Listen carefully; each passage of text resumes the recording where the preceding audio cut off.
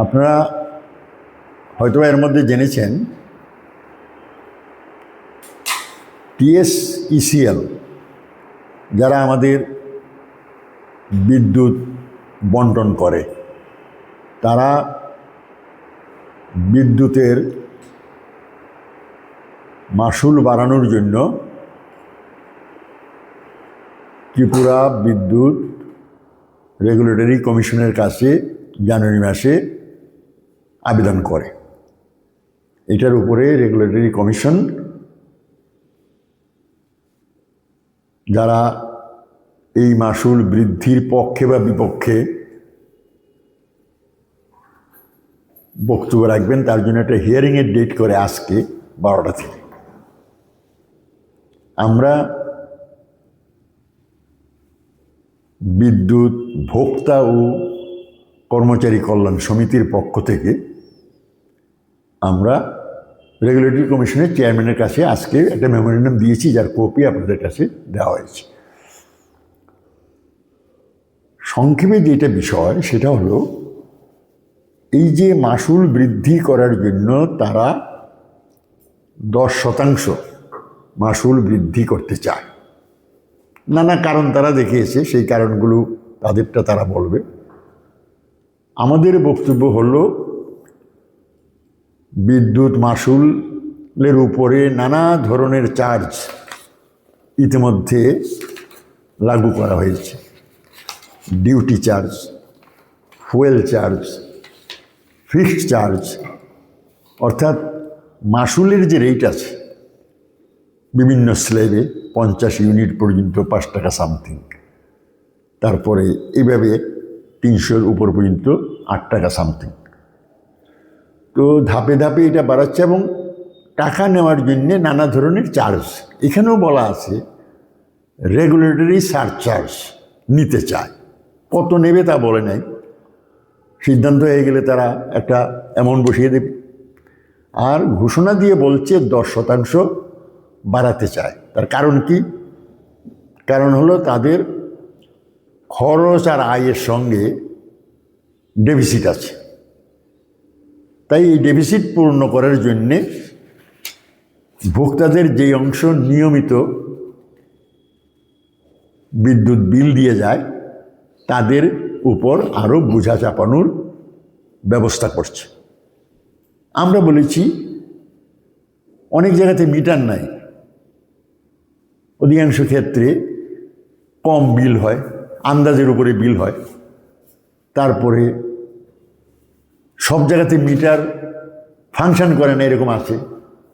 আমরা বলছি 100% মিটারের ব্যবস্থা করো এবং বিলিং করো এবং রিয়েলাইজেশন করো। বিদ্যুতের বিল বাকির লিস্টে কে আছে?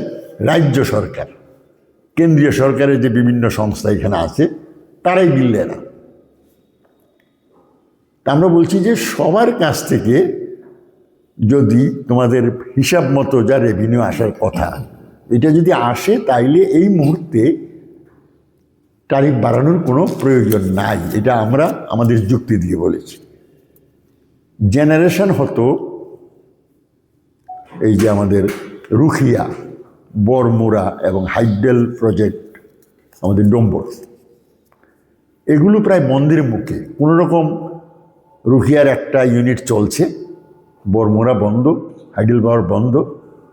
রাজ্যের জেনারেশন হলে সুবিধা কি? দাম কম পড়ে।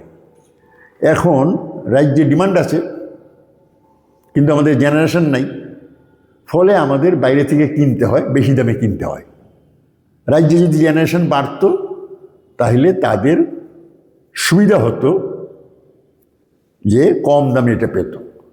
মাঝখানে পরীক্ষামূলকভাবে ফ্র্যাঞ্চাইজি করা হলো, অর্থাৎ কৈলাসহরের এক্সিকিউটিভ ডিভিশনকে মোহনপুর এরকম 5টা জায়গায় দিয়েছে।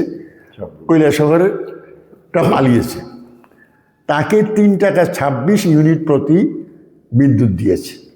সেই বিদ্যুৎ কত দিয়েছে, সে টাকা দিয়েছে কিনা তার কোনো হিসাবপত্র নেই, সে পালিয়েছে।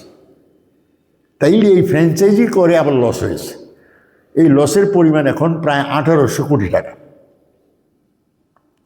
অথচ আমরা জানি 8-9 বছর আগে এই TSSCL-এর ফিক্সড ডিপোজিট ছিল, অর্থাৎ উদ্বৃত্ত ছিল এবং সেটা তারা দীর্ঘমেয়াদী এটা করছিল। এখন এই অবস্থার মধ্যে আছে। ডিউটি চার্জ আদায় করা হচ্ছে ভোক্তা থেকে, টাকা নিয়ে যাচ্ছে সরকার। সরকার আবার এখান থেকে ইনকামের ব্যবস্থা, তার রাজস্ব বাড়ানোর জন্য ডিউটি চার্জ ঢুকিয়ে দিয়েছে। কোনো প্রয়োজন নাই। আমরা বলছি হয় এটা বন্ধ করো, আর না হলে এইটা গভর্নমেন্ট অফ ত্রিপুরা না, এটা TSSCL-কে দেওয়া হোক, তাহলে লসের মাত্রা কিছু কমবে। কিন্তু এই সমস্ত কারণ দেখিয়ে তোমরা এটা বাড়াতে পারো না। তাই আমরা নির্দিষ্টভাবে আমরা কিছু দাবি রেখেছি। সেই দাবিগুলো হলো এই: stop imposition of any regulatory surcharge, এটা যেন না করা হয়। Stop any imposition of surcharges for consumption exceeding the contract demand. Stop any increase of fixed charge. আমরা শুনছি এই যে ফিক্সড চার্জ, যেমন আমি নিজে একজন ভোক্তা, আমার বাড়িতে যে বিল আসে 65 টাকা ফিক্সড চার্জ নেওয়া হয়। এটাও বাড়ানোর একটা তাদের, শুধু কেবল যে দাম বাড়বে তা না, বিদ্যুতের ইউনিট প্রতি দাম বাড়বে তা না, ফিক্সড চার্জ বাড়িয়ে দেওয়া আর সারচার্জ বসানো, আর ওইদিকে 10% ট্যারিফ বাড়ানো। তার মানে গিয়ে দাঁড়াবে এই: সর্বনিম্ন ভোক্তা বলছে নিচের দিকের যারা তারা প্রতি ইউনিটে 70 পয়সা, আর উপরের দিকে যারা প্রতি ইউনিটে 1 টাকা। এটা যদি বাড়ায়, আমরা যে হিসাব করি 50 ইউনিট পর্যন্ত যারা ব্যবহার করে, তাহলে তার মিনিমাম 7-25-এ 17 টাকা না 35 টাকা বেড়ে যাবে। আর তার সঙ্গে যদি সারচার্জ যুক্ত হয় তাহলে বাড়বে। আর 10% যদি বাড়ে তাহলে আরও 50 পয়সা বাড়বে।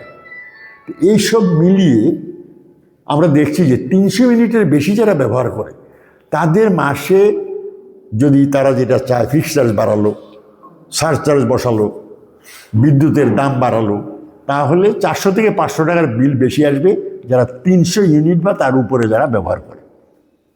আর নিচের দিকে সেটা 100 থেকে 150 টাকা পর্যন্ত হবে 50-100 ইউনিট যারা ব্যবহার করে। তাহলে এইরকম একটা বিপদ সামনে আছে। ভোক্তাদের স্বার্থে এই বিপদকে আমরা মোকাবেলা করার জন্য রেগুলেটরি কমিশনকে বলেছি যে TSSCL-এর এই সমস্ত প্রস্তাব আপনি শুনবেন না, কারণ আপনার অনুমতি না পেলে ওরা বাড়াতে পারবে না। আপনি যেন কোনো অবস্থাতে অনুমতি না দেন। এইগুলো শোনার পরে আমরা বলেছি আরেকটা, না এটা তো রেগুলেটরি কমিশনের অনুমতি পাইলেই বাড়বে